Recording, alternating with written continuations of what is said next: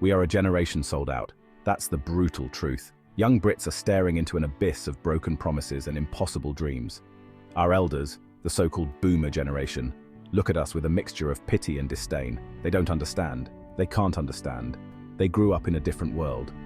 A world where hard work meant a decent life. A world where owning a home wasn't a pipe dream. A world that, frankly, we can only dream of. We're told to work hard, get on the property ladder, and build a future.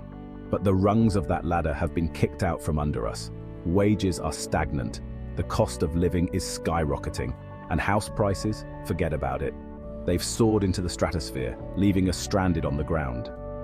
In 1990, the house price to earnings ratio was around 4 times the average earnings. By 2022, it had risen to about 9 times the average earnings. There's a deep sense of injustice that permeates our generation. We see the inequalities baked into the system. We're told it's our fault for wanting avocado toast and iPhones, but that's a convenient lie, a way to deflect blame from the real culprits. A political class that has consistently failed us, and a system rigged against the young and the working class. We are the generation that came of age after the financial crash of 2008. We witnessed the recklessness of the banks and the political elite. We saw the bailout, the austerity, the widening gap between the rich and the poor, and we're now living with the consequences. This isn't about avocado toast.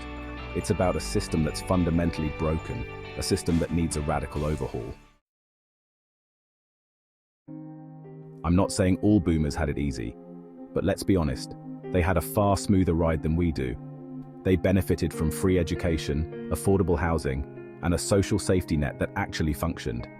They could walk into a job after graduating and be reasonably confident of a stable career. They could buy a house, raise a family, and enjoy a decent standard of living. Now, we're drowning in student debt. We're priced out of the housing market. We're stuck in a gig economy that offers little security or prospects. And we're paying for the privilege. Our taxes are higher, our services are being cut, and our futures are uncertain. The boomers had their chance. They built a good life for themselves, and fair play to them.